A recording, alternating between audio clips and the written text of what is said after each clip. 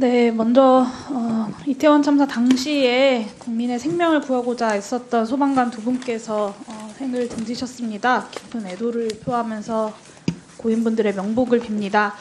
최동석 처장님, 네, 관련해서 질문을 좀 드리겠습니다. 돌아가신 소방관분 중에 한 분은 공무상 요양을 신청을 하셨었지만 업무상 관련이 없다라는 이유로 불승인이 났어요. 네. 사건 발생 2년 뒤에야 초진을 받았다라고 하는 것이 주요한 불승인 이유라고 들었는데요. 납득이 되십니까? 일반인의 입장에서는 납득이 좀 어려울 것 같습니다. 네, 납득이 어렵죠. 현장의 이야기를 들어보면 사실은 연속으로 치료를 받고 있는 것이 아니면 불승인이 거의 다 난다라고 하고, 또 소방관들 같은 경우는 20년 전에 어떤 현장의 기억들도 지금도 안고 살아간다고 합니다. 더군다나 소방관들의 트라우마는 누적형이지 않겠습니까? 어떤 네. 인생의 한순간이 아니라. 이 참사 트라우마라고 하는 것이 단기간에 해결되는 것이 아니고 수년간의 외상 후 스트레스 장애를 동반하는 경우가 많은데, 심의위원회가 이런 참사 트라우마의 특성, 그리고 소방관이라고 하는 소방공무원들의 업무의 특성을 간과한 채 업무 관련성을 소극적으로 판단했다고 봅니다. 큰 틀에서 동의하시죠? 네. 동의하십니까? 그러니까 일반인의 시각과 전문가의 시각이 조금 다를 수 있다는 점을 좀 생각해 주시면 좋겠습니다. 소방공무원들은 계속해서 이런 소극적인 업무상 외상 후 스트레스 장애에 대한 업무상 질병 판정을 받으면서 일을 해야 하는 건가요?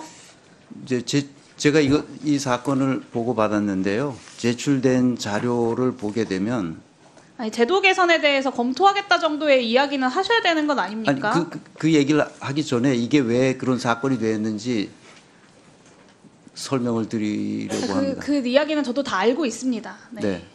그 인사혁신처의 예규상에 이 공무상 질병 인정 기준에 외상 후 스트레스 장애가 포함됩니다. 그렇죠. 네. 네. 그런데도 왜 불승인 결정이 내려졌는가를 네. 우리가 한번 살펴봐야 되지 않겠습니까? 네. 네. 저는 여러 가지 이유에 대해서 이야기하고 싶지만 오늘은 공무상 재해심의위원회가 제대로 작동하지 않는 부분에 대해서 좀 먼저 말씀을 드리려고 합니다.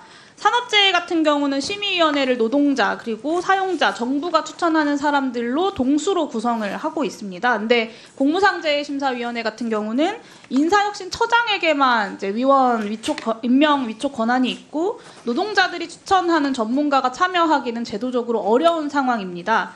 그리고 저희 의원실에서 자료를 받아본 결과 심의위원 중에 지난 3년 동안 심의위원회 회의에 단 한 차례도 참석하지 못한 분들이 전체 84명 중에 10명이나 된다고 합니다. 이분들이 참석을 안 하신 것이 아니라 참석을 못했다는 거예요.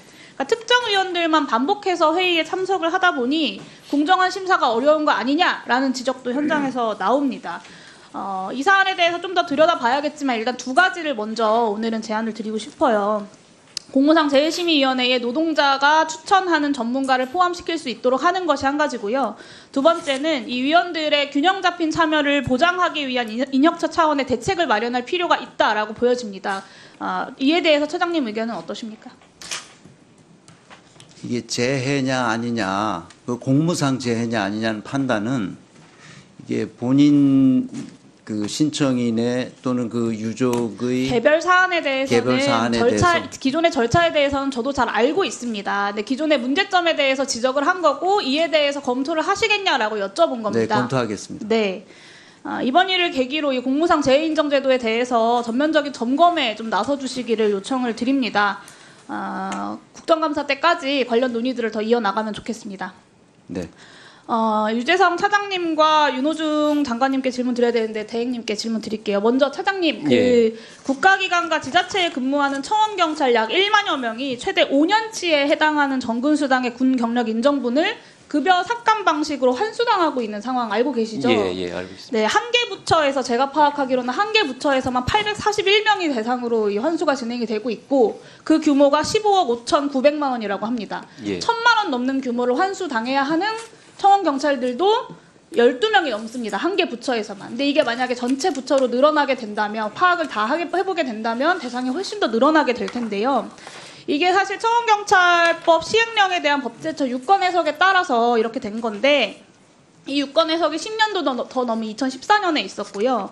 그동안 군 경력에 따른 이 수당을 인정해서 지급해 오다가 윤석열 정부 들어서 2022년 말에 환수가 결정이 되었고 올해 1월부터 환수가 집행이 되고 있습니다. 저는 이거 너무 부당하다라고 보는데 시행령 구조 상황을 개정하거나 삭제를 하면 이분들의 그 환수 조치가 중단될 수 있을 것으로 보입니다. 이게 경찰청 수감 법령인데 개정권이권을 행사할 의지나 좀 검토해 보시겠다는 계획을 갖고 계십니까?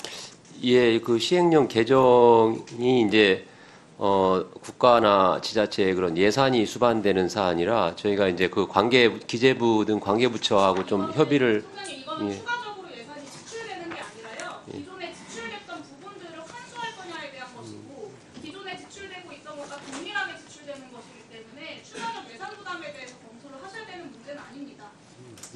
네. 하여튼 그런 부분이 있기 때문에 저희가 검토해 보겠습니다. 네, 저 대행님께 한 말씀만 드리겠습니다. 대행님이 아니라 차관. 차관님께. 네. 이재명 대통령께서 군복무 병력을 공공기관 소봉에 반영하겠다라고 공약을 하셨어요. 근데 기존에 인정이 되던 서울경찰들은 군병력마다 수감해서 환수를 당한다. 심지어 그게 1,000만 원 정도가 넘어간다라고 하는 건 저는 너무 부당하다고 생각하고요.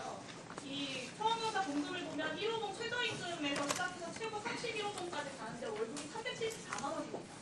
이러한 부분들을 법의 이름으로 다시 뺏어간다라고 하는 건 저는 정부가 해야 할 일은 아니라고 생각하고요. 지난번에 성남사건 국가상품 취하 결정에 행안부가 힘써주신 거, 특히 이모준 장관님이 애써주신 거 잘 알고 있습니다. 이번 일도 상식과 조리에 맞게 처리될 수 있도록 차관님께서 장관님께 건의해 주시고 일이 진행될 수 있도록 애써주시기 바랍니다. 네, 의원님 그렇게 하겠습니다.